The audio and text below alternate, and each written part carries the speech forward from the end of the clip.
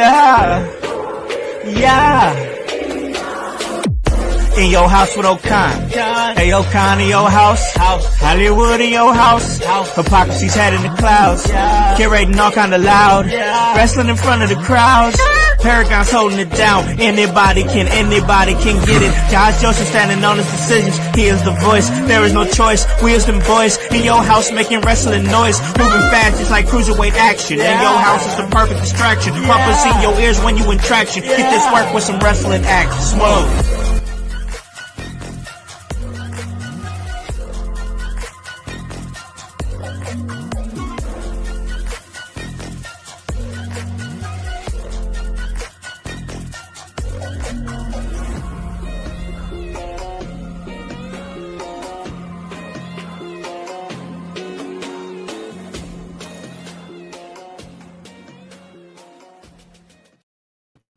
What is up, guys? What is cracking? It's the Con Man, and I am in your house. And you guys already know the vibes. Anytime we slide on through, we're here to give you that work when it comes to this professional wrestling business. And we are here on a Wednesday.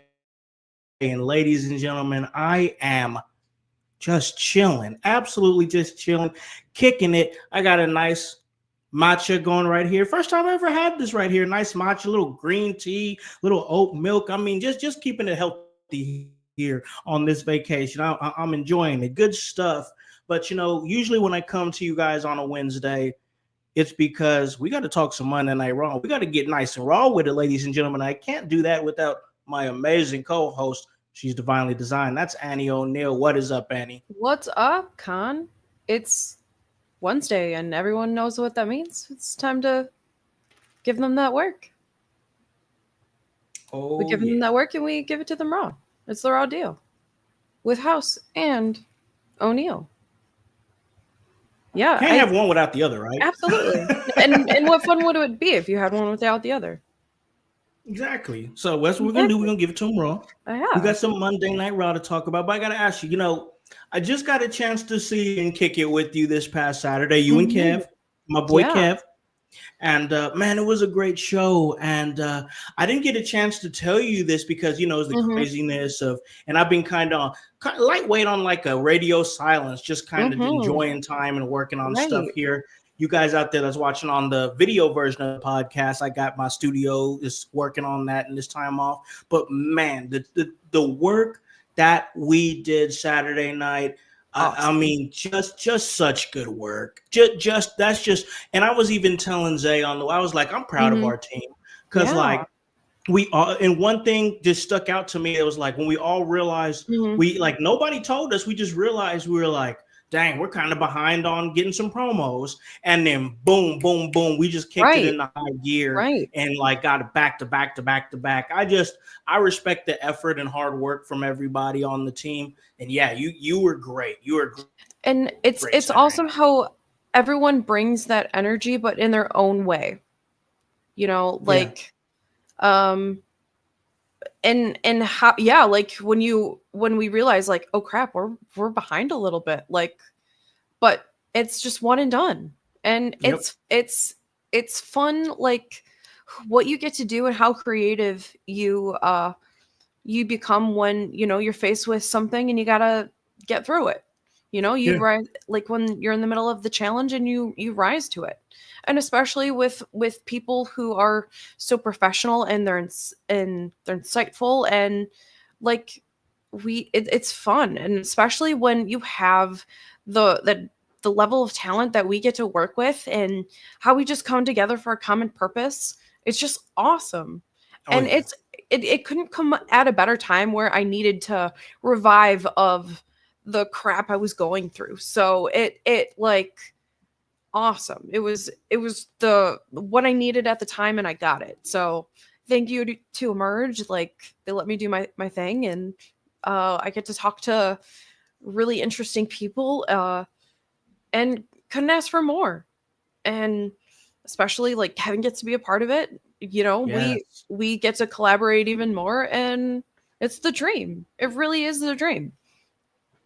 I love it. I love it. I came out of that night, just thinking, my God, what a team we are, putting and like you said, shout out to Emerge Wrestling for trusting in your house to do all the stuff that we do. Like they really trust the IYH team to come in here and just let us shine, like straight up. Like I like to see what you're doing as a backstage correspondent. Like it's just I see the growth. It's great work. Kev making himself available for any and everything that we need him for. He's always readily available to be a part of something. Truly appreciated. Zay growing as a young cameraman, doing his thing, and Paragon. He's that guy in the locker room. Right. Everybody knows P. Everybody respects P in that locker room. And then me, what I do, the little bit of a Swiss Army knife, whether I'm on commentary or managing or helping out backstage. But like as a team, as a unit, when we're there, and of course we have other great members of the team as well, for sure, that help out with this podcast specifically. But when we all get together, it's just top-notch talent, and like my brain is in like overdrive when I'm there at Emerge, because I know the caliber of people that I'm working with, and I want to give my best. It pulls the best out of me, so I appreciate it for that. You know what I'm saying? It's like Mighty Morphin time. We all just assemble into action, and we form all parts of the giant mega suit. So that's what we do. And you know what? We really haven't been like collaborating that long, but we really get better each time. So I'm pretty sure we've been working together on this show under a year. I think late July. Yeah, that timeline. We're getting on a year, but I don't think it's quite a year yet. But and I can't wait to see where we are when we hit day 365. So, and it's only going to get better from this point on, because that's just what we do. It's just what we do. Absolutely. So let's go ahead and do exactly what we do. Absolutely. And that's talk and discuss and enjoy professional wrestling. So, Annie, Monday Night Raw happened. And I know we were talking. I checked in with you earlier, and we just kind of went back and forth. And you told me that you had watched the show earlier today. I did. I watched it live on Monday. Since I'm home on vacation, I watched it here. I was doing some work in the studio. Yeah. So I had it going on live in the back of me, just like it is right now. Right. And I gotta tell you, was it crazy watching it earlier than it's normal recorded time? Yes. We have one more week of that, but you know what? If I'm home for it, I love it. Like I know there probably is like a percentage of wrestling fans that are probably, they work like a regular 9 to 5, so they don't get off until 5 o'clock. So I don't maybe get off they're until 8 on Monday. So I don't do myself any favors by getting on Facebook until you're gonna hit spoilers. Right. Always. I mean, like, I have so many different wrestling platforms that I subscribe to. Like, it's just inevitable. I mean, and plus, I can't put the ADHD device down. Like, it's oh my god, just not how it's horrible. But I don't want to look at my screen time report. Ugh, I'd shudder. Same. But yeah, I thought this episode was just keeping the wheels turning to Mania. No, I agree. I agree with that. I agree with that. Was there points? Right? Yeah, I was just gonna ask you, like, was there anything that stuck out to you that really stuck with you from this episode? Just how the continued build of the Judgment Day. Like, it just feels, I don't know. It seems stale to me at this point. But you know what? They're still giving them the push that they are, and just because I don't understand it, I feel like I don't know. Something They're trucking along. Right, they are. At least, the thing that makes them interesting is whatever Liv Morgan and Raquel Rodriguez are doing. I mean, no, listen. Let me, if I could just, I want to talk about that for a second because we talked about that a little bit before the show. And I think ultimately, I think with the Judgment Day, I think they're leading to possibly some sort of fatal four-way for the Intercontinental Championship that involves Penta and Braun Breaker and possibly Dominic Mysterio and Finn Balor. So I think that's what they're moving towards. But that's even to me, I could say that's not that compelling. No. It is for me what I saw, what I see from Liv Morgan, because there needs to be a discussion that Liv Morgan is starting to break through to another like realm of trajectory. Like her trajectory is on the rise. I think a lot of people are starting to be like, you know what? She's not just a great character. She hasn't just broke through and found her way, but also like she works really well. Like she's a good worker. You know what I'm saying? Like she will put her body on the line. We've seen her have some great matches and be the MVP of some great matches, like the Elimination Chamber. She took sustained a lot of damage and was in that match for a long time. We not only just enjoy Liv Morgan, we respect Liv Morgan. But now I think that some of that light that Liv Morgan is getting is now starting to trickle down to Raquel Rodriguez, because Raquel Rodriguez had a hell of a showing in her Intercontinental Championship match against champion Lyra Valkyria. I enjoyed that match, and I enjoyed Raquel Rodriguez. And Raquel Rodriguez is really showing up and showing out and proving the fact that she can work with anyone of any size, and she's gonna have a good match with them. Like, she doesn't need to do anything that is too spectacular, because like who she is as a person and as a character is really starting to filter through. And like you were saying, but before we got on, like Raquel Rodriguez is starting to become that person like you predicted she was like just a little while ago, especially when she came back, from her skin issues. So yeah, I mean, and they can be a solid entity without the other parts of the rocket ship that are just going to detach and launch after the launch anyway. So, they can still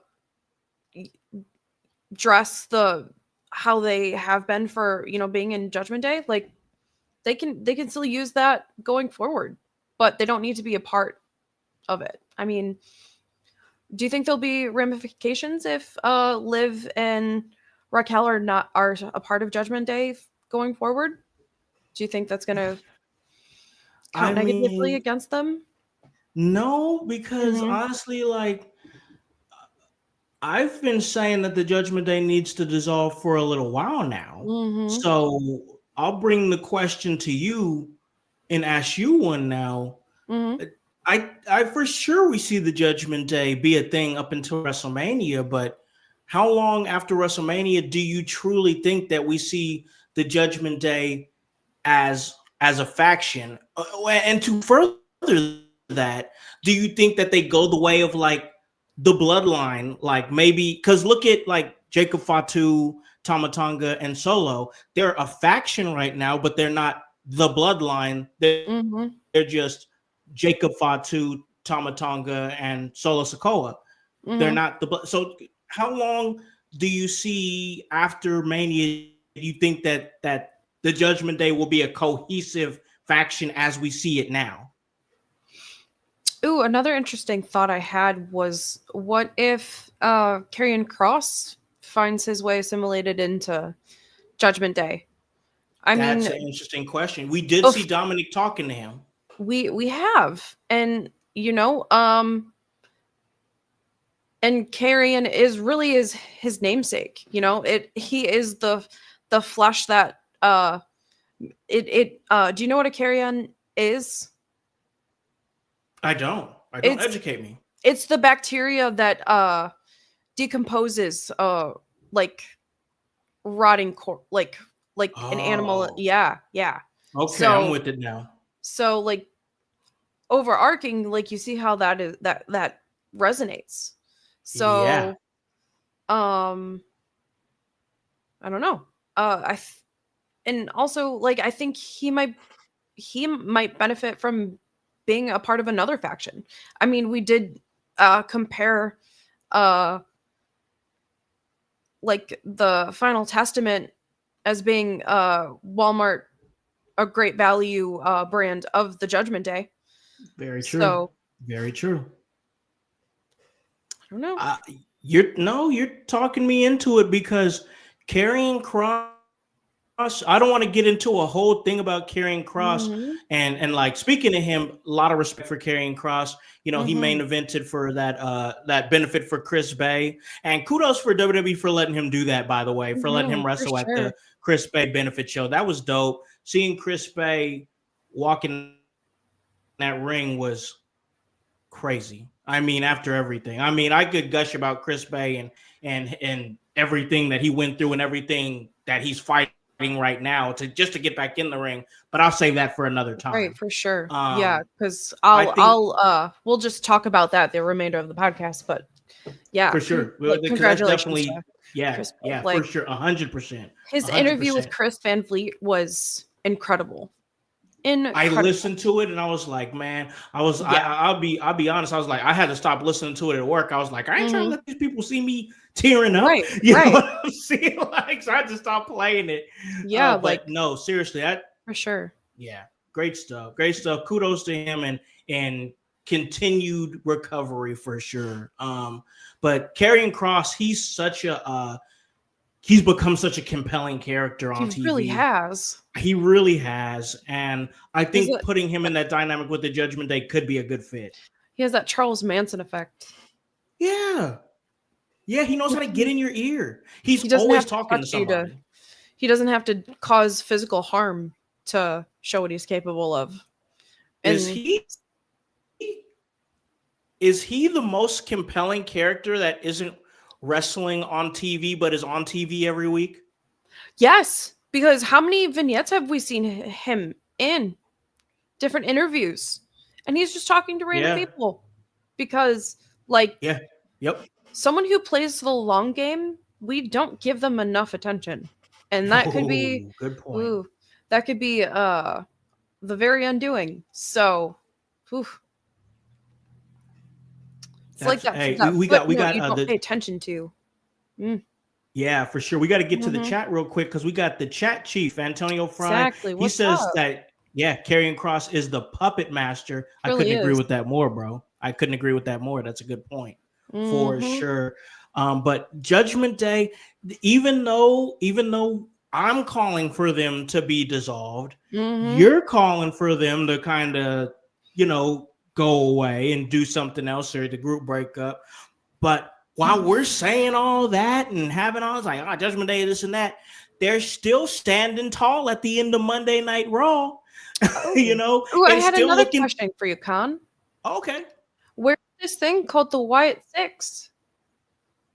Oh man. So everything that I've read, and this is just everything that I've read. That don't mean nothing from nothing. You take all that stuff with a grain of salt. But everything that I've read is that Howdy is returning from injury, and now they're beginning to try to formulate storylines to get them back in the mix. I assume after WrestleMania.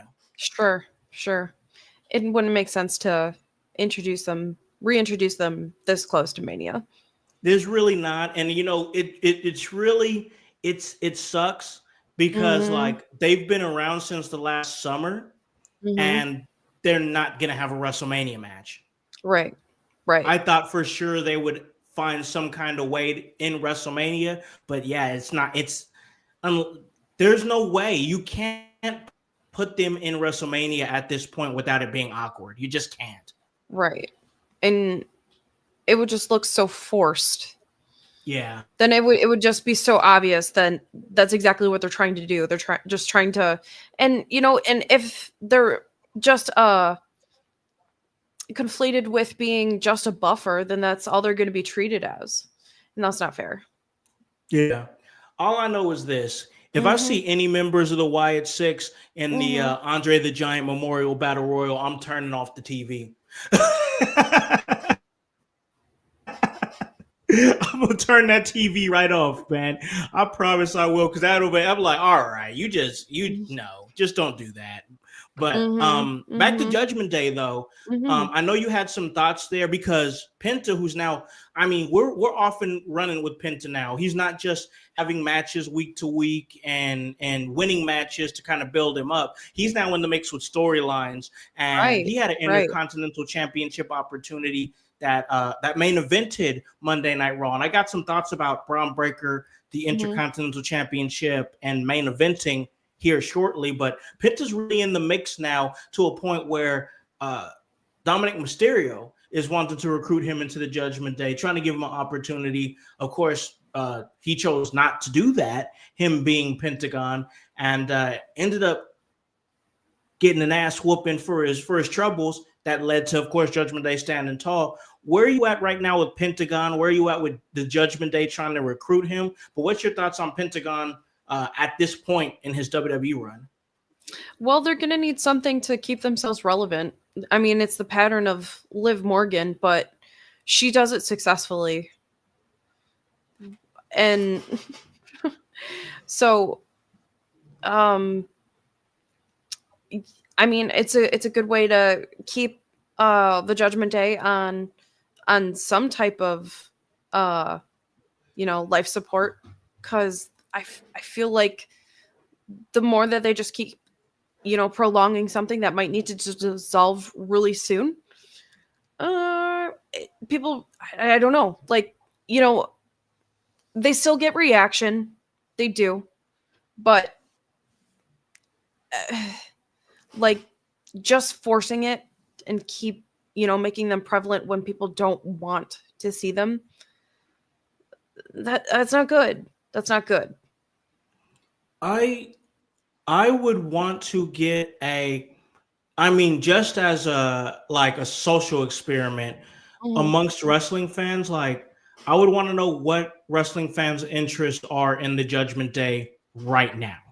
Like, where are you at with the Judgment Day? I know where you're at, and I know where I'm at, but like our common listeners, IWC, the household, anybody who enjoys wrestling, where you at? Is the Judgment Day doing it for you? Is the Judgment Day hitting, or have they jumped the shark? Are they past their prime? Is it time for the group to break up? We got the chat chief here saying Aleister Black in Judgment Day. Ooh. He's rumored to come back to the company. I think that could help it hit for sure. That would be a good place. What about some sort of combination of where we keep the Judgment Day, but we bring Aleister Black in, have Karrion Kross come in, and have some sort of variation of those two, as like, how Finn Balor and Damian Priest were, or how Damian Priest and Rhea Ripley were, like, they were kind of like the co-leaders. Right. You know what I'm saying? Like, what if we did that? What if we did that? We just put those in there. Is that too much? Yeah, that's what I was thinking. Like, does this give Rhea incentive to go back to Judgment Day? Because I don't know. No way. She's been heel-ish. Yeah. She's been doing some heelish things. I've been noticing a slight deterioration in her semblance of being a face, because she's been kind of doing some things that, I mean, like, is she that was a heel move? Like, like, she signed a legal contract with to make herself make her way into that triple threat, or what will become a triple threat now. I guess it'll eventually get there. They're just dangling a carrot in front of us at this point. I'm like, that's not something like a good person would do, I guess. Yeah. That's, I don't know. I mean, we could see that. Maybe we're just gonna. Maybe, you know what? Maybe the Judgment Day is just gonna be like the Four Horsemen. It's just gonna keep going and going and going, and it'll eventually dissolve. But they'll just keep moving around members and whatnot. And who knows? I mean, the Judgment Day in time, I think, even though I'm like, Judgment Day needs to go, this and that, in the grand scheme of things, I think we're gonna be asking ourselves, where does the Judgment Day sit at like all-time factions. You know what I'm saying? Right. Like, I mean, if tag teams just fold after people just get bored with them, like that doesn't withstand the test of time. You it know, doesn't. if so, I mean, like things have to weather the storm, and maybe that's just where Judgment Day is precariously placed right now. You know, it's a good point. It's a good point. Mhm. Maybe the Judgment Day is literally like has literally become a tool to, get talents to that next Mhm. level. You know what I'm saying? Like, I think that the Judgment Day, wow, now I'm thinking about it, and we're definitely going to move on because we got a lot of other Mhm. things on Monday Night Raw to talk about. But the more I think about it, the Judgment Day has helped elevate Damian Priest. It's helped Mhm. elevate Rhea Ripley. It's helped elevate Dominic Mysterio. It's helped elevate Liv Morgan. Mhm. It's helped elevate Raquel Rodriguez. I mean, with I can't say Finn. I mean, it's kept him on TV, but right now I can't say Finn. I mean, he did get a tag team championship out of it, but I think him and JD McDonough would have got Mhm. it anyway. It got But JD right. McDonough on TV. You know what I'm You saying? know, but JD they did McDonough, who was provide a having good trouble. gateway, to Exactly. into molding and shaping people. So it hasn't been all for nothing, but at the same time, what do you do just to keep them relevant? Like, Yeah. Keep it interesting. right. Keep people So engaged with what the Judgment Day is doing outside of unless Liv Morgan. this four-way for the Intercontinental belt sets up where, you know, Dom could cost Finn Balor the belt. Yeah.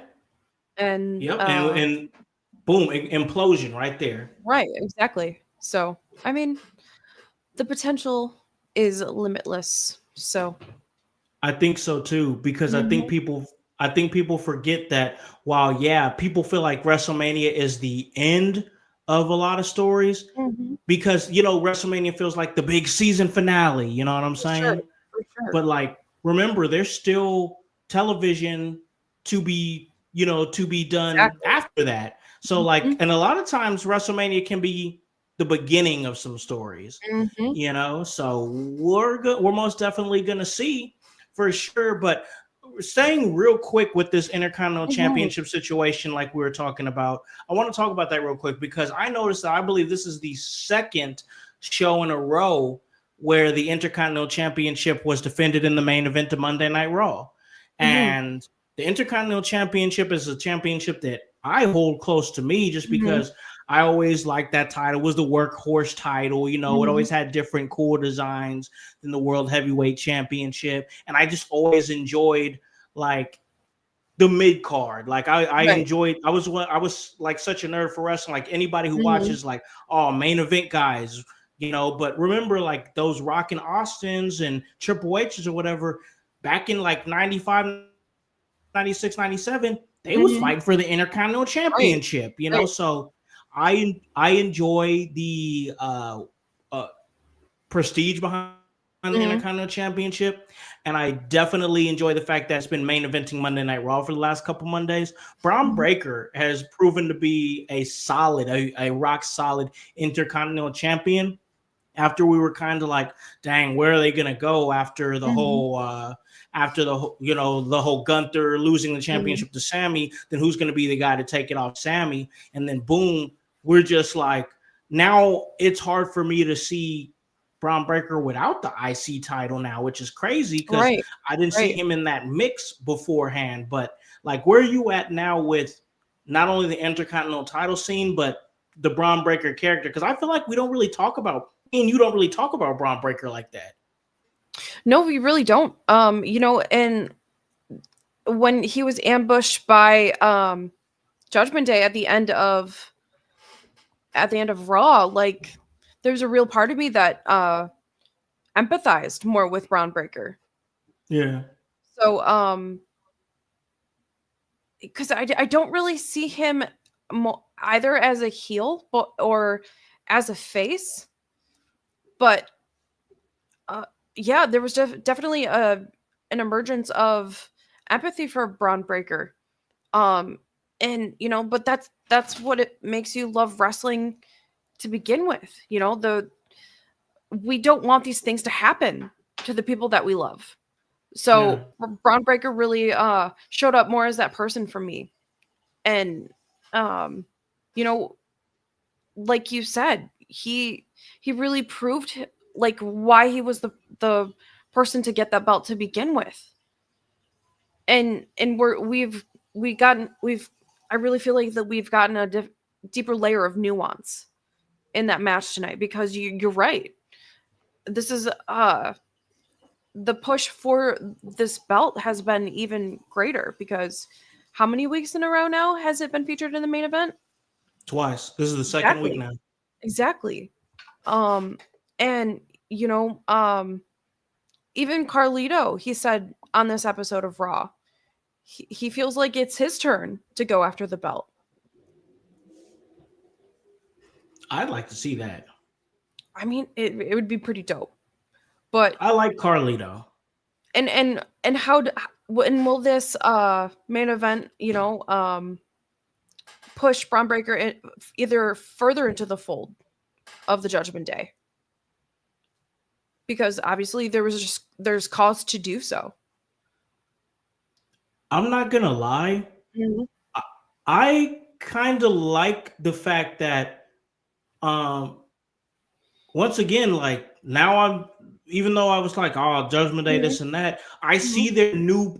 I'm as we're talking, I see their new place. They went Mhm. from like the main event of Monday Night Raw to now they're a solid mid card faction Right. for the Intercontinental Champion to feud with. Like, if I get it, I see it. You know what I'm saying? And then you have Right. Liv Morgan and Raquel Rodriguez who are having success, and I'm so glad. Like the the way they're doing the women's tag team division. Mhm. I know we've talked about it before, but I'm going to keep talking about it. You're asking yourself, I'm asking myself, who in the hell is going to be the champions after, Bianca Belair and Naomi, or Bianca Belair and Jade Cargill, Right. as it were, at that time? And then here comes Liv Morgan and Raquel Rodriguez, an established tag team from before Liv Morgan became the Liv Morgan that she is now, and those who have chemistry together. And now, boom, they're on a different level and together as a team. They were the perfect team Mhm. to get those titles off of them. So, like, I can see the vision and I appreciate where it's Mhm. going. But back to Braun Breaker, I think he's been a solid IC champion. And yeah, I enjoy all of Braun Breaker's work. The badass baby face. It has some waves of like Goldberg in there. I know Mhm. a lot of people like aren't like huge Goldberg fans, but if you're around my age and you watch Mhm. WCW back in the day, you get what I mean when I say Mhm. that Braun Breaker had that badass, baby face, like the Right. guy who just runs through everybody, and and the fans enjoy to see him run through everybody. You know what And I'm who saying? who else besides Braun Breaker would you categorize as such? Who would be that for this Yeah. generation? I mean, I really don't. Who's as badass as Braun Breaker? Hey, Who there's fill not who many fills as that badass as stereotype? Braun And Breaker. I know. I mean, it's in his Ask name, I show speed. right? Oh God, I feel like he's still recovering from that spear. Whew. Imagine Oof. watching it live. That was crazy. I feel like you could have audibly heard his like vertebrae separate from that impact. Damn. Oh my Oof. god. He snapped You that man in wanna half. seriously, you want herniated discs. That's how. Gross. Yeah. Yeah. Woo. But all right. So we talk Mhm. about the badass like Ron Breaker, big time baby face right now. He's doing this thing. Let's talk about a guy who is anything but a baby face. So as a matter of fact, he's not a baby face. He's not a heel. He's a Mhm. human being, and we can most definitely see him now. John Cena makes his return to Monday Night Raw for the second week in a row, and I really want to talk about that because I have a lot of thoughts on that. Yeah. I What is so going down in his psychology? Like, you know what? There's a very real part of him that is coming through. Oh But yeah. it like he has uh justification to say the things that and no one can refute them. But he just sounds so tone deaf. Oh my gosh. Okay. All right, cuz let's unpack this psychology behind John Cena when he shows up right now. So, go ahead. You said you had I do. a lot of I thoughts on do. this. Go ahead, Con. I want to start by saying this.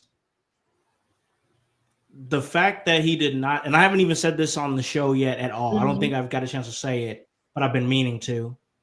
The fact that he did not change his music at all, the fact that he did not change his clothing or attire at all, Mm-hmm.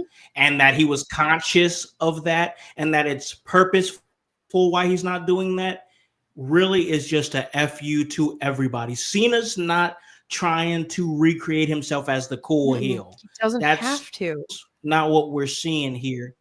He because doesn't his have I to, because yes. he knows the second that he comes out in different attire with new music, everybody's gonna hop up on his junk. You know that he knows exactly what's coming. Everybody's gonna be like, "Oh, new music! Oh, he looks different. This is crazy." Blah blah blah. He knows that the only way to be a true heel is to not change anything at all.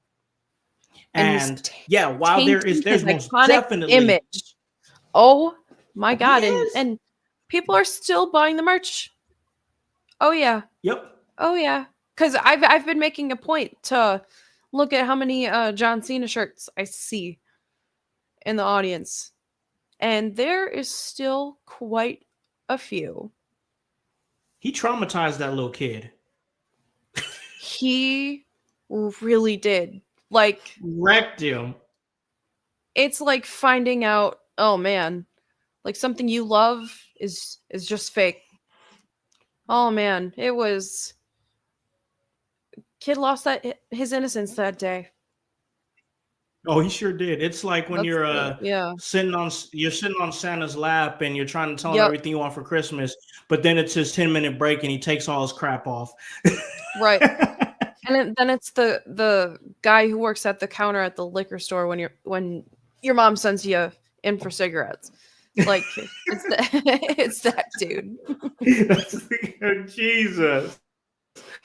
And then But no, John Cena, this dude, John Cena it's interesting to see what he's doing right now, to be honest with you, and I don't hate it. mhm, But man, just unpacking everything that he said, because it was still more of the same, like mhm, bashing the fans and lashing out at the fans. While he did he set some intentions. I will say mhm, that, because that's what I was looking for. He set some intentions, and of course, we're going to talk about that. That being, he plans to retire with the title. I think he plans on bringing back he talked about the spinner belt and how mhm, everybody hated the spinner belt. I remember those times. He's mhm. bringing up stuff from like 15 years ago. He's been holding Was this shit in. like how He's been long? Like, holding this in. is this why you can't sleep at night? Like, you know what? Therapy is becoming less and less stigmatized, but so like why out of all of the platforms that he's held, why is it now that all of this comes to the surface? Like, damn, Yeah. bro. Like, were you this person and you kept him bottled up through all of the Make-A-Wish appearances, Yeah. all of the good things that, like, was it all just a front for, I don't know, this egotistical whatever he is? Like, has he been this way the whole time? I was gonna say. I mean, I don't know. He might have been. I don't know if you saw any of Total Divas, but he hated Nikki Bella. Oh He yeah, hated that girl. you really did. And like, you know what? Stop trying to change people, Nikki Bella. You can hold this idea for someone that you have for them, and they're never going to be that person because they were never that person to begin with. And they're never gonna be. You know what? You know what people don't like being fit into? They don't like being put in boxes. Yep. Not a good look. Not a good look.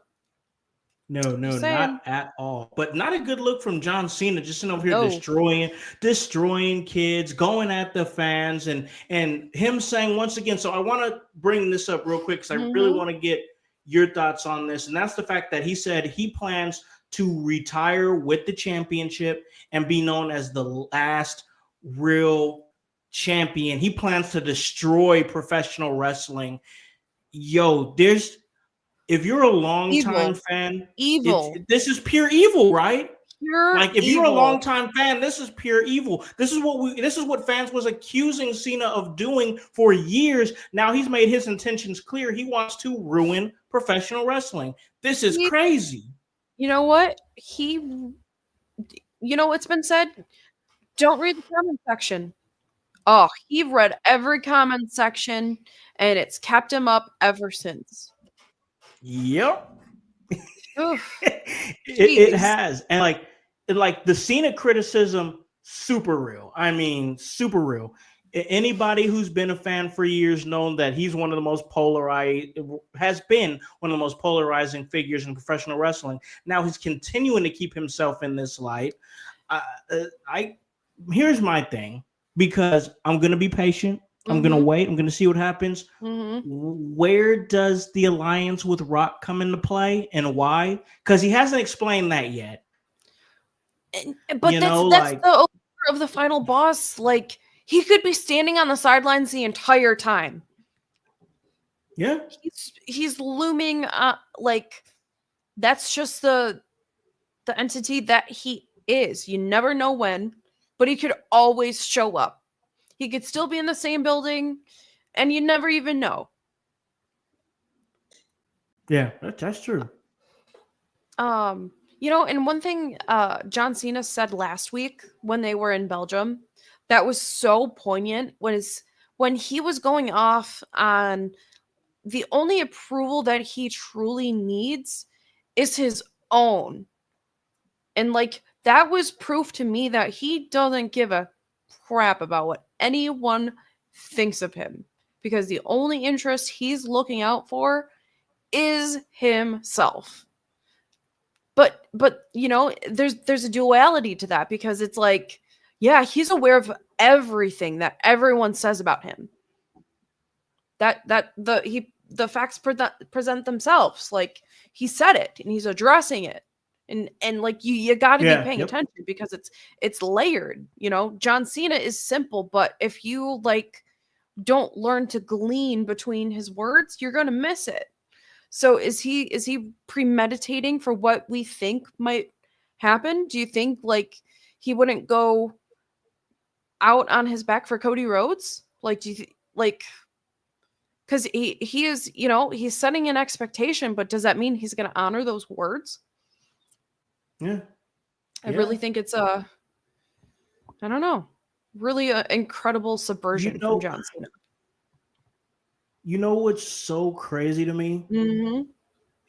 It's the fact that this guy, John Cena, who's like the Superman, the vanilla baby face, the Fruity Pebble, jorts wearing, Malibu's Most Wanted, type vibe or whatever. Mm-hmm. He's a hell of a lot more complex than what he lets off. That's for sure. He really is. Just because the tide pool appears, shallow, there's still so much to be unseen. Oh yeah. Unseen. Agreed. Mm-hmm. Mm-hmm. I agree. We can't see him. But and yet we haven't seen enough. Oh, that was bad. But that was bad. So bad. Oh my gosh. All right. So let's talk about Cody Rhodes. Ooh. Because wrestling Cody has Rhodes, more than one wrestling family. I thought that was really, really interesting. Cody Rhodes. He comes out, he's got the title. What are you thinking? What are you thinking about Cody right now?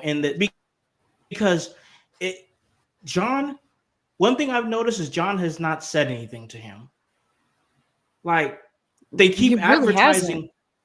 they keep advertising face off between Cody Rhodes and John Cena, but Cody's the one who's talking and John's not talking to him. He's talking to the fans, but he's not talking. I don't understand where we're going with that. Like, what's some of your thoughts on that? I think John Cena was the victim of MK Ultra, governmental mind control. And anytime that Cody Rhodes talks to him, it prompts the programming where John Cena just has to walk away. That's it. That's my theory. That's my theory. I'm sticking to it. It's a solid theory. I don't think at this point it can't be unproven.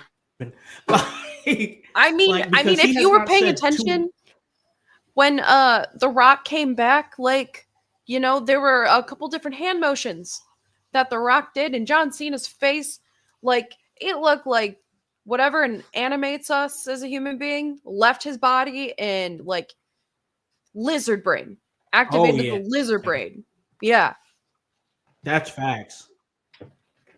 You're not lying about that, because I mean, they got to a point where they were memeing it. Like, you got the joyful, you know, jovial John Cena sitting in the chamber, and then you have this soulless shell of a man that's staring into the camera with the WWE title by his side. It was just acting, you know. So, well, you bring up a good point. You bring up a good point. Maybe there's a reason that John Cena just like doesn't address Cody Rhodes when Cody tries to stand up to him.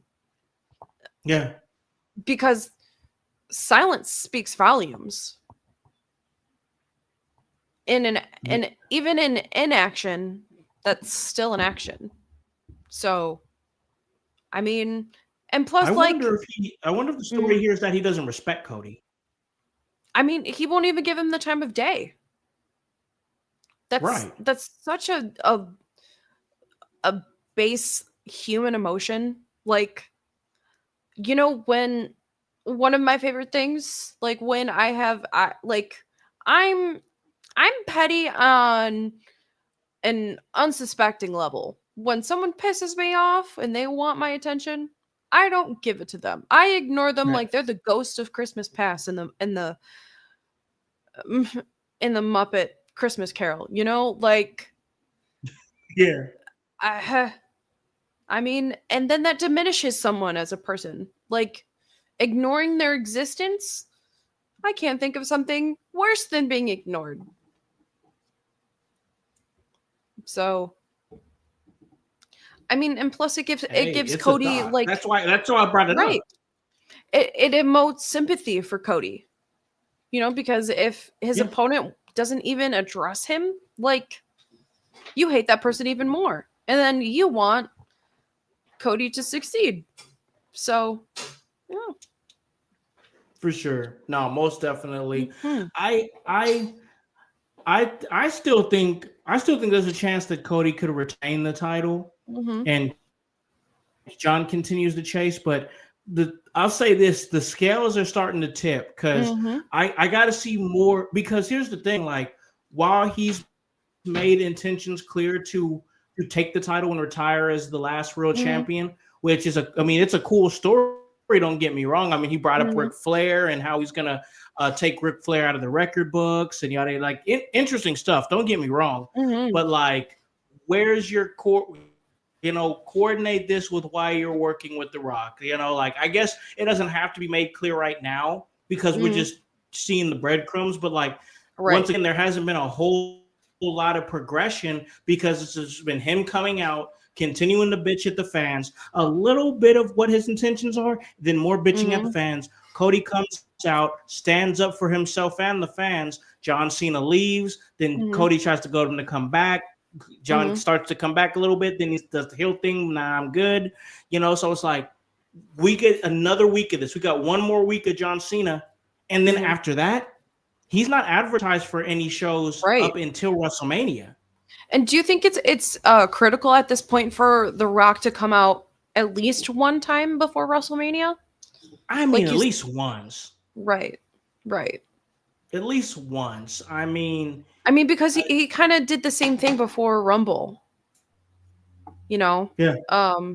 he proposed Cody the offer, and then did that feel a little random to you? That he would offer Cody just the timing of it and him doing so. Yeah, like he kind of just was deposited into that, and maybe that was a remember the SmackDown that he came on to tell Cody, I want you to be my brother, I want your soul.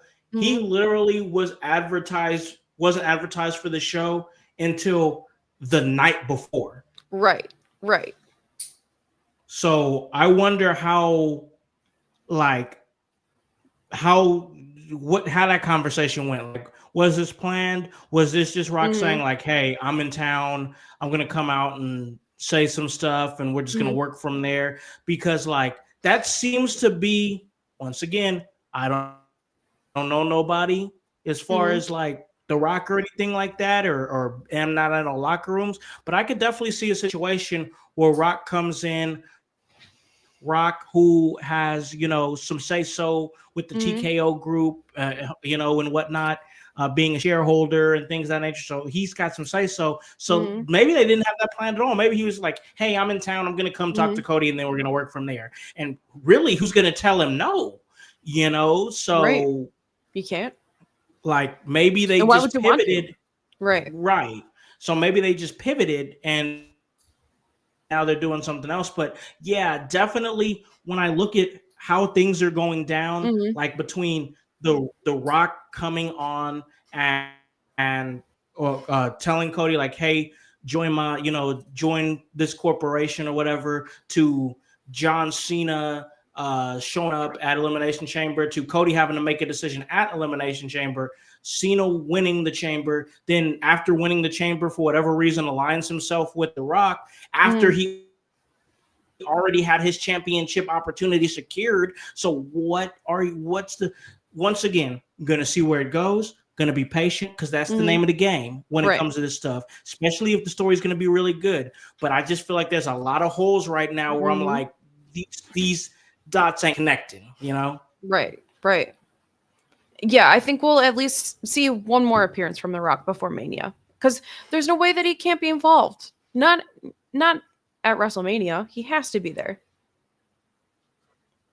It's got to be something. It's most definitely got to be something, and I agree. I agree with that wholeheartedly. But we got to take a break, pay a few bills. Then when we come back, we still got a lot of Monday Night Raw to talk about. CM Punk came out and he had some things to say. We had Dragon Lee go up against El Grande Americano. What's going on with that? And tensions continue to go with Io Sky, Bianca Belair, and Rhea Ripley. We're going to talk about that and maybe squeeze a few things in there in the second half of this episode. But we're going to do that when we come back on the other side of this break. Hello, everyone. It's the Pope Elijah Burke, founder and president of the Love Alive charity. I wanted to take this brief moment to share with you my charity's continued humanitarian efforts to positively impact the impoverished communities in and around the greater Jacksonville area.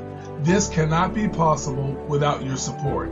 If you'd be so kind, please take a moment to visit our website, love-alive.org, to learn more about the charity and its mission. Also, feel free to donate to our 501c3 organization that operates off of the donation of the public, which is you. Whether that be by website or via Cash App, $1 help makes a difference in the lives of others as we continue to positively influence many people by being the change that we wish to see in the world. Exciting things are happening at the Kokomo Press. Yeah, very exciting things. Not only are we bringing you comedy shows, an open mic once a week, skits, videos, funny jokes on our page, and satire news stories, but now you can support us by going to kokomopress.com kokomopress.shop. It's that simple. You go to kokomopress.shop, you find a t-shirt, you find a hat, maybe in the future some stickers and some posters. You go on there, you buy one of those from us, and percentage of the proceeds will go to us and help support what we do. We appreciate every person who just likes, subscribes, does all that. But if you go to kokomopress.shop and you buy something, we'll know who you are. You send us a photo of it. We will post it on our page and shout it out. Thank you so much. Go to kokomopress.shop, buy all your shirts and hats needs, and support the Kokomo Press. Thank you guys so much. kokomopress.shop. Hey guys, welcome back to In Your House, specifically the Raw Deal with Howse and O'Neal, and we're talking all things Monday Night Raw. And we appreciate you guys joining us, whether you are here with us on YouTube, Twitch, or Facebook Live, or later on we're on the podcast version. You can catch us on Spotify and on Apple Podcasts, anywhere really you can get your podcast, where we are on the charts right now, around like 100 top 100 wrestling podcasts on Apple and New Zealand. So thank you to our New Zealand listeners. Appreciate you. Thank you. That's cool. Random but cool. So I want to make sure I threw that in there. But we're continuing the discussion here of Monday Night Raw as we are trucking along the road to WrestleMania, and this episode specifically did just that, and I think it continued for sure. Monday Night Raw, I want to talk a little bit about what was going on. What this Chad Gable thing has become very interesting. My son was talking to me about it, and he's real intrigued by it. And that's everything going on with El Grande Americano. And if first of all, this was a good match from the Gulf of America. That was good. You took the words right out of my mouth. They did the Gulf of America. I want to ask this. So, like, some people were pissed about it, like legitimately pissed off about it, like hot about the fact that they said, about the Gulf of America. I want to ask you, did that make you feel any type of way? What did you? Because I heard it too, and I was like, oh boy, that I wasn't offended, but I was just like, oh boy. What were your thoughts when you heard it? I mean, I wasn't surprised. I mean, they're really trying to get this gimmick over, but how many times have you watched wrestling in your life and it's reflected outside real world events? There you go. And I just think it's one of those things. It's not a thing unless you make it a thing. Yeah. And while I wasn't pissed off, I was like, really? And then I moved on with my life. That was kind of where I was. I think my mindset was. Yeah. I think my mindset was more like, oh damn. It just added to his once lore. Again, I wasn't offended. Yeah. I wasn't offended, but my mindset was like, well, I know people are gonna bitch. I was like, I can go on Twitter right now, and there's probably already somebody pissed about it. Like, I already know, but I make it, I kind of make it. I stay off of Twitter, X, or whatever. I just don't want to see all that stuff. Like, it's I don't want to get into a whole thing here about it or a diet. But you know what? There are things that are supposed to make you react. About it. That's that. Yep. One of the most low life humans that I can think of in modern day history has a spot on the card, and that's his purpose. It's none other than to create a reaction. Yep. It's a thing. That's exactly what it is. It's a thing, and it's not going anywhere. So. No, it is not. It generates views in a major way, unfortunately, and because I'm just glad I never subscribed to that. Sure, same. But I you know what? I thought it was a really, it was the only match that I could detect "This is awesome" chant during. Yeah, it was a good match. It was a really good match. It was, back and forth, like solid, a set of tennis. They did the thing, and I think they knocked it out of the park. I really thought it was an interesting finish, and I thought they did a really skillful job at protecting Dragon Lee's face and what he really looks like. Yes, they did. Because I was like, man, I know I'm supposed to look, but did you catch what it said on El Grande Americano's mask? I did not. It said American made. So okay, so we have our guy Bubba OMD. He's showing some love over here. He said, "Hey, Howse, bro, what's up?" He was saying, "Hello, Mr. Dill," and he had a thought. He says, "That's not Chad. That body structure looks a lot like Chad. Is that Chad Gable under that mask?" What I wanted to see was the ears. You don't mess with a guy who has cauliflower ear as prevalent as Chad Gable. He knows some shit and you don't want to find out what that shit is. But it's all in the ears, Con. You can detect anyone knowing the shape of their ears. Especially. Okay. Yeah, like I feel like Chad Gable needs to get that looked at. I can tell you it's not that doesn't feel good. Ugh, yuck. Bubba says no, his arms are too small. This is But I think you haven't seen them in the same room, though. You really we haven't. You haven't. But I think the illusion is to get someone who looks as close to Chad Gable as you can get, and it's not going to be Chad Gable. Yes. Honestly, this is kind of a compelling story. Like it's kind of a good story. Like I'm not in love with the fact that it's taking over like the progression of like the Creed brothers, like, Ivy Nile, but like it's a pretty good story. Like you can't see his face, so maybe it's Brutus.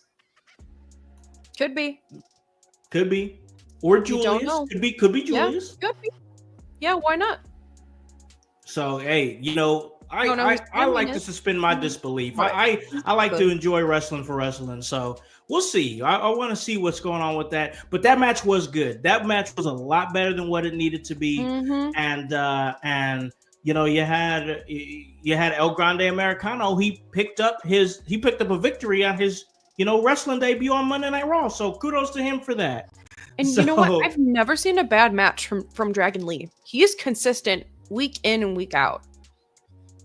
Oh man, he's super solid, great worker. So good. Cursed by being in the LWO. I'm saying that was my next point. Yeah, I'm telling you, I talk about it all the time. The LWO is cursed. It is cursed because that's where Latino talent goes to die. I mean, at least it's bad. At least Raquel Rodriguez avoided it. Thank God, because after what I saw her do Monday, I'm like, oh yeah, I see you, Raquel. You're out there working for sure. We got our guy OG Tony. He says, I love the gimmick and the promo piece. Man, so entertaining. I hate AI generated images, by the way. Those creep me out.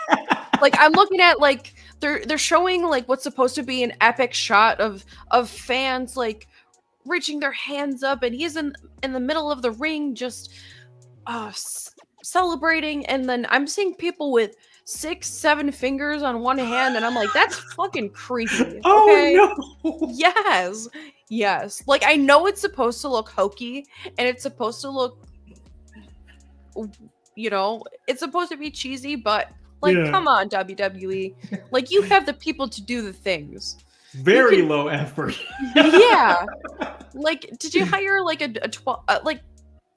I know 12-year-olds who are more proficient than that. Like, that's hilarious. PowerPoint presentation slap. Okay. You better WWE.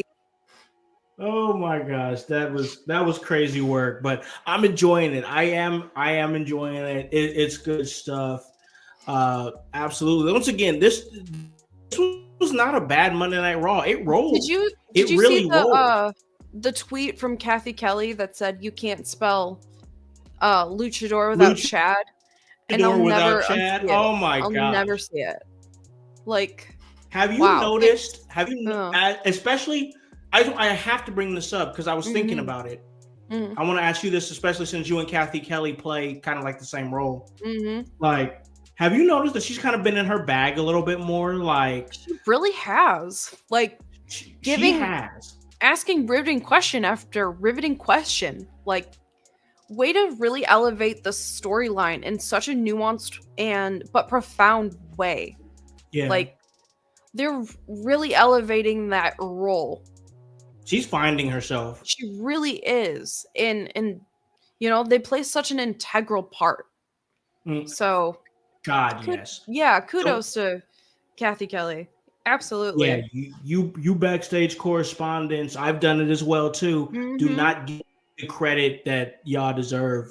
You know, and Kathy Kelly, I've noticed from like the more confident attitude that she has to, like you said, the more riveting questions that she's asking. Even her fits are going hard. Like, you can tell she's like, you know, in her bag, like with her fashion and stuff like that. Like, she's developing real nice, and I think she can definitely be if she wants to stay and WWE wants her, she can have that role for as long as she wants it, I think. I mean, and you know, I like Jackie Redmond too, but like, I really haven't seen someone like Kathy Kelly in a really long time. Kathy Kelly, I like Kathy Kelly. She really is paving her way and doing it so well. Yeah, I'm a fan of Kathy Kelly. Big fan of Kathy Kelly, and everything and her finding herself and finding her way. But we got to move on here because we got to talk. CM Punk. CM Punk addressed Roman Reigns and Seth Rollins, and he had some things to say. Like, he sure. When does he not? And I appreciate it. Facts. You know, that's my thing. He always got something to say. In such a vain, I don't know, pick me generation and time place that we are in the world now, I appreciate those people who are going to come in, burst through our illusions, and really keep us grounded. And I look forward to whatever CM Punk has to say, because he says the things that more people should say way more often, and I appreciate it. I do. I really do. He is the weekly chaos that we need. We don't need things, and that's always what he's been. Here's the funny thing, is that what he's always been. Is like, even when you think you're having a clean wrestling show, things are going really well. Wow, that was a highly competitive matchup, and wow, what a great backstage interview. Then you have CM Punk to come out and just throw a wrench in everything. Everything that's clean is about to get filthy because he's about to come and hit you with some hard truths. And that's what I respect about him. Is it weird for you not seeing Roman Reigns in the title picture this year for Mania? Very weird. Very weird. Like, in a way that it's like, wow. Like, I know not everybody could have their opportunities. Like, I get that. But also, like, does he need it? And I'm working through this right now. He doesn't. But, like, here's the thing. We're thinking, like, dang, the tribal chief, you know, you think he's still got a whole lot left in the tank. And I still feel like he does, but let's not forget, like, even though it feels like we've only been introduced to the tribal chief for like the last 5 years, he's been in the main event of like the last 7, 8, or 9 WrestleManias. Yeah. So, well, it wasn't the tribal chief. He's been in those spots. So I feel like the time, if you think about it like that, the timing is right for him to kind of be like, you know what? Let me find something else to do, because like I fought Brock relegated lower down the card. I don't mean that in a negative connotation at all. Respectfully, absolutely. Like other people are rightfully getting their dues, you know. Yeah. But we'd be seeing a point where he might transition to more of the Hollywood lane. Oh yeah, that's definitely in play. And while you were talking, I looked it up. While of course we've known the man Roman Reigns for, that is the tribal chief for like the last 5 years. He's main evented 9 WrestleManias. Mm-hmm. 9. Mm-hmm. So like, yeah. And do you think he'll be on night 1 or night 2 of WrestleMania? I'm glad. I was literally about to get to that. While they say he's not going to be in the main event of WrestleMania because it's obviously going to be Cody and Cena, who's to say that he doesn't main event night 1 and he still say that he main evented a WrestleMania? Because you still got Sami Zayn going around saying like, hey, I main evented a WrestleMania. The Usos can say they main evented a WrestleMania because they main evented a night 1. And I think there's growing speculation and growing thoughts amongst the people out there who enjoy wrestling, the household, the IWC, whatever you want to call them. There's growing suspicion that Roman, Punk, and Rollins are going to main event night 1. And who do you think Paul Heyman will accompany out to the ring?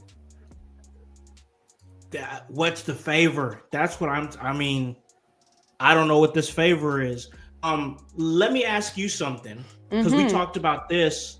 We talked about this on the Sunday house party, and I will eventually get to ask Kev this, and I will when I get that opportunity. But I want to ask, what if night 1 they did do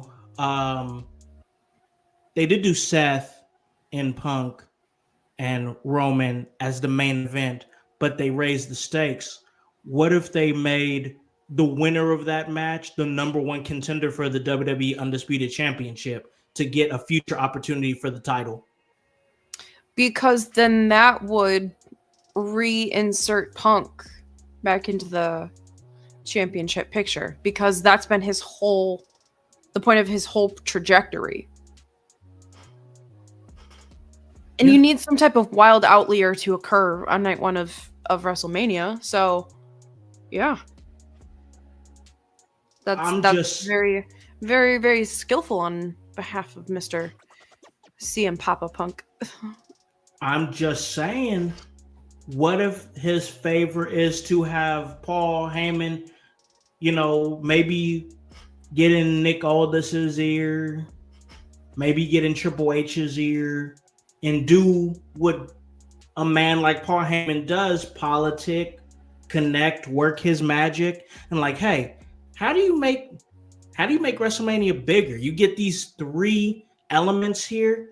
Let them fight it out. Let them scrap it out for an opportunity for the title.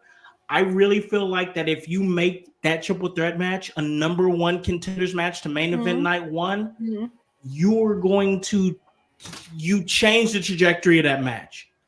The match, we're having the match because these 3 hate each other. Okay, great. I get it. That makes sense. These 3 can't stand each other. They hate each other. They want to rip each other to shreds. Give them another layer here. Make them fight for that opportunity to fight either Cody or Cena at a future event. Listen, I'm just saying, you want to make it bigger, make that match a number 1 contenders match. And is Drew McIntyre going to involve himself somehow? It depends on where Drew McIntyre and Damian Priest are, where they're at on the card for WrestleMania. That's where it's gonna play, because I can't answer that until we kind of see, because I don't even think I think Priest and Drew is set in stone now. I think they are, but like the placement of the card is gonna be telling to me. I'll say that. We got OG Tony in the chat. What is up? Once again, OG Tony, he says the match Roman in is still a main event match. He said Paul Heyman comes to the ring with Roman, and then he's asking, does Paul Heyman help Punk win? And that's the favor. So I think to answer that question, OG Tony, is that I think there's 2 parts of the favor. I think part one is to have Heyman finagle this into a number 1 contenders match, and part 2 is Heyman helps out Punk to win the number 1 contenders match, and then Heyman is going to have to deal with the ramifications of whatever happens from that with Roman Reigns when that time comes. But here's a more interesting factor here. What if we just throw a wrench in everything and Paul Heyman aligns himself with Seth Rollins and helps Seth Rollins win? Ooh. I mean, plot twist. I didn't even think of that. Just a thought. I mean, how else are we going to push this past WrestleMania? Because that's also a very good thought. Ooh. The cogs are really churning now, Con. Oh my God. I'm telling you, it's something to think about. And I'll ask you this as well. In the current landscape of WWE, I could see them doing it because the cards they're off the table. They're gonna do anything. You got Rhea Ripley. She's gonna be going up against Io Sky again this Monday. And I could see them flip-flopping the title again. That's what I was thinking. Like I was telling Kevin, I'm like, I do not think that they're going to keep Io Sky as champion for long. And that makes me really mad because that's not how I wanted this title reign for her to go. And as soon as she won the belt, I'm like, well, I'm not going to get too attached to her being champion. I don't think you should. Because what if Bianca wins? Because that's not Io Sky winning, because I love all of these women in their own equal right. But I love the crazy ass that is Io Sky. Yeah, true that. And OG Tony just brought another point. Bianca Belair is going to be the special guest referee of that match. And I love during this entire promo with the three of them, like anytime Adam Pearce just started trying to talk, he got shut down. Yep. And then every time. Yep. Man. Whew. It's interesting I'm enjoying the build for this triple threat. I'm not even gonna lie. Like, I know that's what we're building towards, and like, I know there's whispers out there like, oh, there's a lot of multi-man matches. That's because the talent in the WWE is generational right now. They have some of the best talent and an abundance of talent. It's an embarrassment of riches.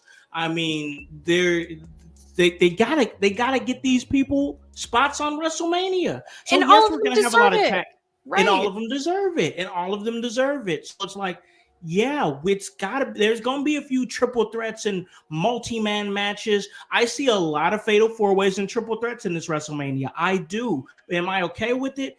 Hell yeah, I am, because that means a lot of good talent gets WrestleMania moments and WrestleMania pay.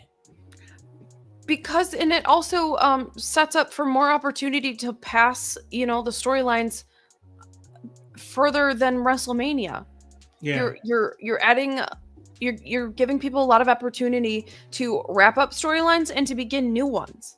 So there has to be a lot that's going on at once. And you know what? Say thank you. You get what you get, and that's it. Thank you. This talent is incredible. Bianca Belair really rides this line between face and heel kind of awkwardly. Okay. Like it's and then sometimes it's hard for people to find that line because she's either like a super baby face or she's just like the complete opposite. So finding like that sure footing, it's been kind of it's been a little strange because her last couple promos really haven't hit for me very well. So like I know that like we're in this transitory time because it's probably gonna unfold at some point during Mania. There's gonna be more fallout, I feel like, from Bianca Belair. Yeah, no, I could see that, and I see where you're coming from because I feel like I don't know if you've seen Naomi. Okay, so real quick, I want to do a quick like little breakdown of the big three as it is right now, and I promise I'm going to keep it quick. Did you see Naomi on SmackDown with the caution tape? Yes. And like the darkness in her makeup that she is really like putting through. Like, yes, this is, I love it. I love it. Oh It my God. screams like mid 2000s like Hot Topic gear for me, and I absolutely loved it. Yeah. Makeup and everything. She looked incredible. The new look was hitting hard. Her facial expressions, the aggression and the beatdown. Listen, in some ways, I'm a little old school, and I enjoy a good double axe handle. The fact that she had Jade Cargill mounted and hitting her with the double axe handle, you know, and the beatdown looked good to me. She looked good. Her facial expressions looked good. Gear was good. New look. Yeah, she's on a different level. Jade Cargill, who now has a reason to be more aggressive. You know, yeah, did she get beat up? But yeah, she's gonna come back and we're gonna see her be more aggressive from it. You know how I know that? Because I saw the ass whooping that she gave Naomi at Elimination Chamber. That was next level. So I know she has it in her. Now I've seen it. Brutal, bloodthirsty, and you know what? Like, pretty soon it's gonna be all gas and no brakes. That's my point. I've seen it. Now I know she can get there. Bianca Belair's been a little bit timid in her solo run right now, where it's like you said, she's kind of walking that line, and like where we know who Bianca Belair is. Bianca Belair could retire tomorrow, and she's a first ballot Hall of Famer. I mean, it is what it is. But yeah, she's kind of toting that line right now, where it's like, what are you? Who are you? Why should I be rooting for you, or why should I be rooting against you? You know what I'm saying? Like Io Sky is looking like the clear person who people want to get behind because she's the champion who's getting disrespected and overlooked by these two behemoths of women. And then you have Rhea Ripley, who's, you know, we all love Rhea, but right now she's kind of being a dick and inserting herself in the situation, you know. And then you have Bianca Belair, and it's like, well, I have my opportunity and I'm here. And it's like, when are we going to see Bianca take it to that next level? You know what I'm saying? You know, we still have a couple more weeks before WrestleMania, and I really feel like she'll be put more in the position where we see the cracks in the foundation.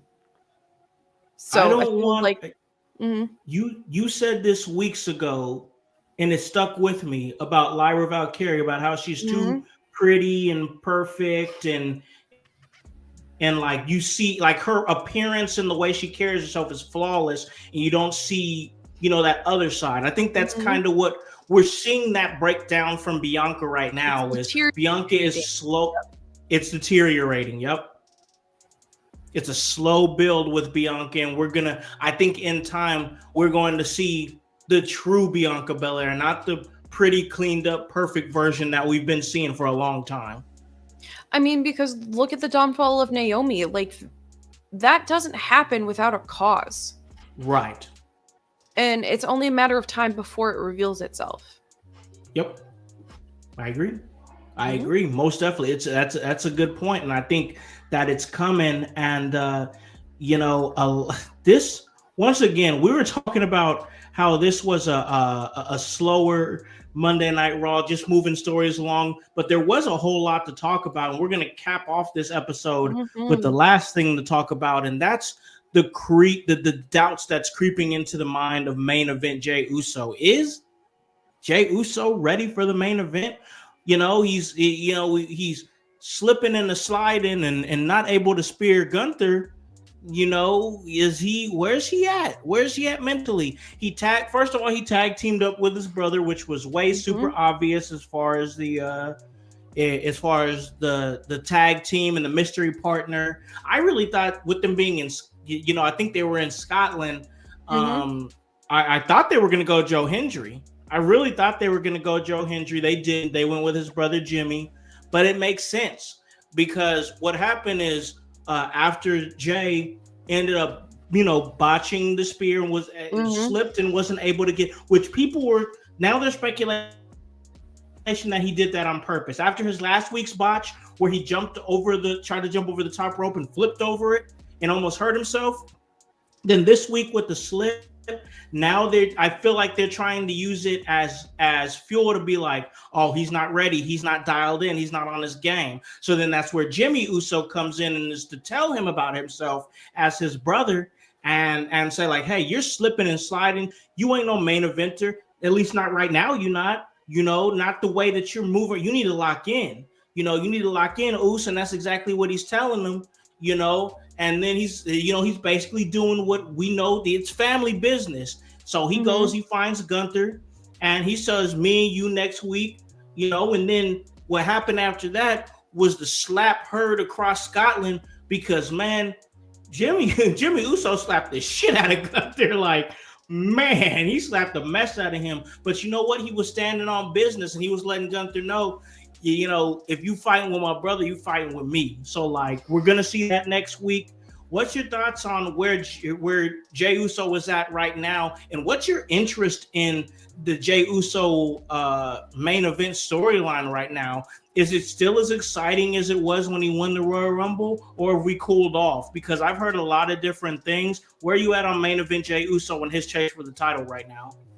Well, I feel like the purpose of Jimmy Uso being his partner on main event, or I'm sorry, this week was to create the even more of a shadow of a doubt for the longevity of Jey Uso. It's been said how long that he's just a tag team guy. Yeah. So I think it's an illusion that WWE is trying to plant right now. Sure. And then in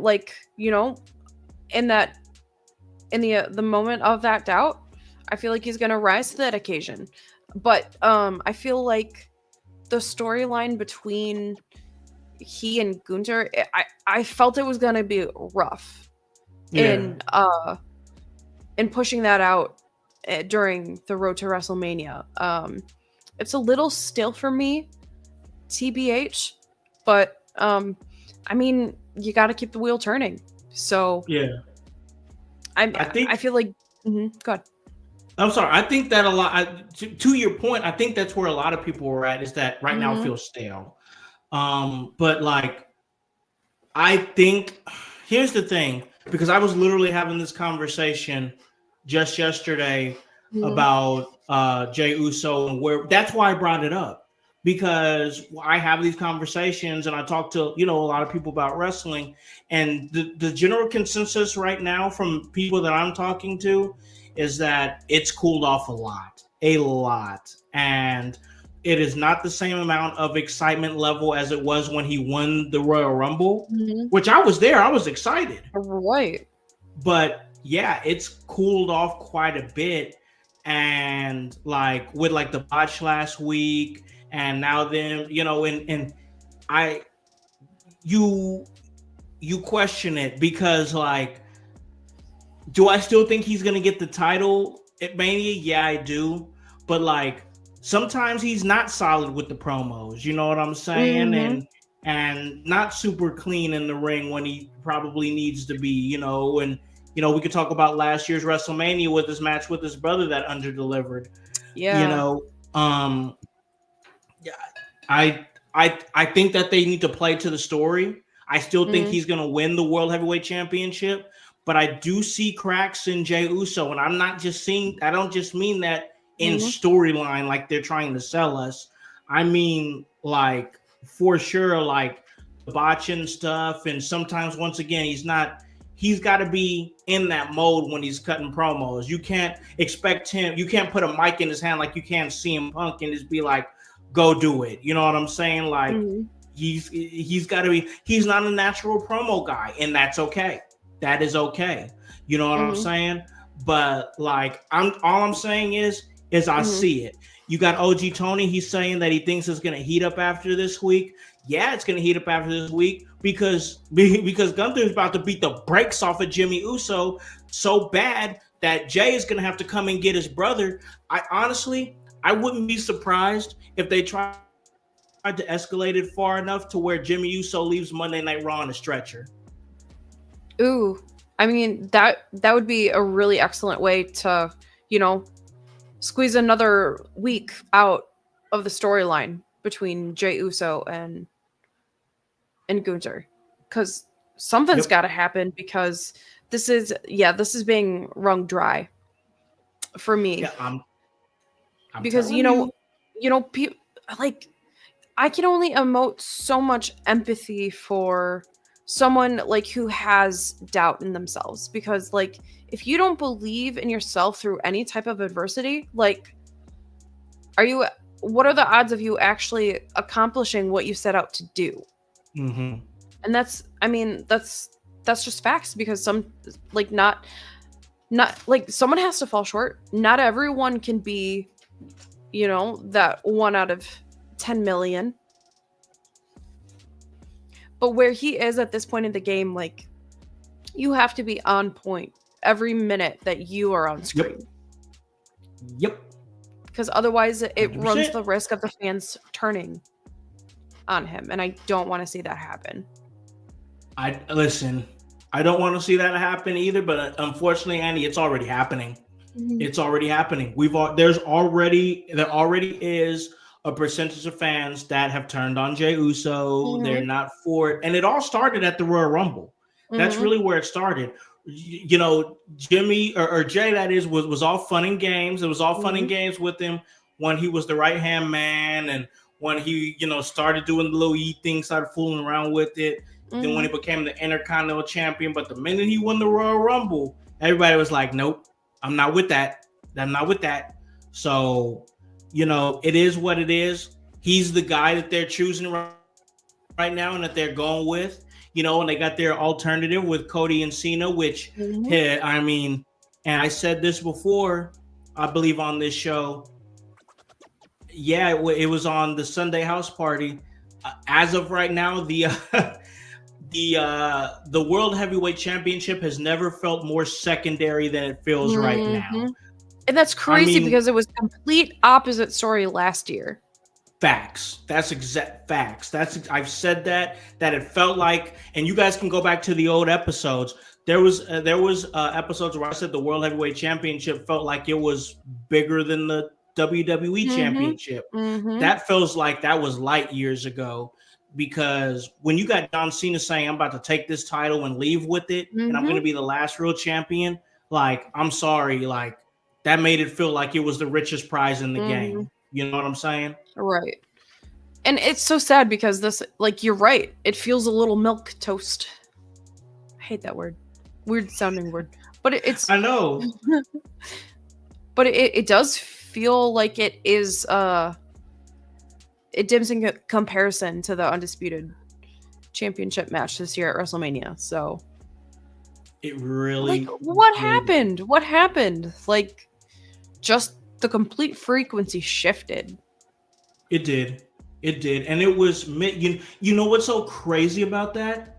That it happened mid-title reign for both champions. Like, it wasn't a title. That's crazy. It wasn't a title change that changed the trajectory of the titles. It was just the way they changed and how they're being presented. Like, last year, work with me now, Annie. Last year we were saying Cody was boring. And we were saying that Gunther's a fighting champion and he's having compelling, matches with guys like Jey Uso and Randy Orton, and Damian Priest and competitors like that. And we're like, oh, it feels fresh. Gunther feels fresh. Now things have shifted. And once again, it's not because the title changed hands or that another man is holding the title. It's the presentation. Now the Gunther and Jey Uso thing feels stale. It feels like it ran its course, and now we're just like, now we have to like, oh, we're stuck with this now. You know what I'm saying? Like, right. And I love Jey Uso. Don't get me wrong. Absolutely. And I love Gunther. I enjoy Gunther, but now we're stuck with this until after WrestleMania. You know, where as opposed to boring 2024 Cody Rhodes is now part of the most compelling story that's happening in the company right now. That's just crazy to me how the trajectory of the titles changed and the titles didn't. So we have 24 more days of Jey Uso and Gunther lead up till WrestleMania. 24 days. That feels like a lot. That sounds that feels like a mild form of torture, just a little bit. Yeah, because I mean, you can't. How many more times is Gunther gonna have to tell him you're not ready, you're weak, you're this, you're that? Like you're not on my level. Like, blah blah blah. Yeah, it's the same thing. It's the same. And then how many more promos of Jey Uso feeling sorry for himself? That's not believable as a champion. I want him to be like someone who, like you know what? Someone who really does a good job of fulfilling that archetype is Sami Zayn. Oh God, yeah. So nobody plays the underdog like him. But I don't know. Like Jey Uso is starting to read as that underdog who fulfills that stereotype. Yeah, like you are meant to be second best. Some people, you know, it is saying this is real life. Like not everybody is the best. Not everybody wins a championship. There's got to be B+ players and everything. And like with Sami Zayn, like Sami Zayn is somebody who appears to be like a B+ that is wrapped up. He's wrapped up in a B+ rapping, but he's an A+ player. The question is, we look at the rapping of Jey Uso when we see a B+ player, but when we take the rapping off, is he exactly what is, you know, on the surface? Is he still a B+ player? I think that's the story here. I just think they've dragged it out way too long. I mean, someone has to be the bridesmaid, never the bride. Facts. That's the truth. Somebody, in order for there to be winners, there's got to be losers. So, you know, we'll see what that holds at WrestleMania for Jey Uso and Gunther. But let's get there for this one. Like, there's a lot of stories that I can sit and chill and be patient for. This one I'm kind of ready to get over with. I'll say this and I'll leave it at this, and then we'll slide out of here. I'll be shocked if Jimmy Uso doesn't receive a stern beatdown from Gunther on Monday. I mean, he's going to beat the brakes off of him to a point Jay got to come get his brother. And that's where their mind, I think that's where their direction is. Okay, this is how we make the feud bigger and take it to that next level. Something has to compel them to WrestleMania 41. Because holy crap, have I never wanted to get there so badly, especially with this storyline. For this storyline specifically, yes, 100% agree. But listen, we're at the end of this episode here. It's been a really good one, and we talked everything. We got it all out there as far as Monday Night Raw was a great conversation. But I got to give you your opportunity here, Annie, to plug anything that you're plugging, anything that you're doing, if you got anything moving. But it's your time. You know what? I will be in Marshfield, Wisconsin for Call to Arms on Saturday, March 29th. I'll be on the call with the amazing Steve Arendt. And in our main event, we got Joey Jet Avalon versus Ben McCoy.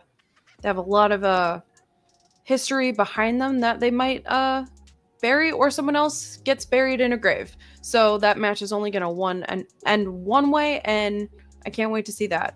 We also got our household own Ray Larson versus Rory Shields as the next match in the Liberty division over there at Frontline Pro. So it's going to go so hard, and they're going to hit each other harder. So Con, how about you? What is going on for you? I'm just gonna be here doing my thing in your house. I'm just working on some stuff here in the studio, seeing all this madness around here. This is not even I still got so much more plans, but got that going on. Of course, we have Bracket Mania continues.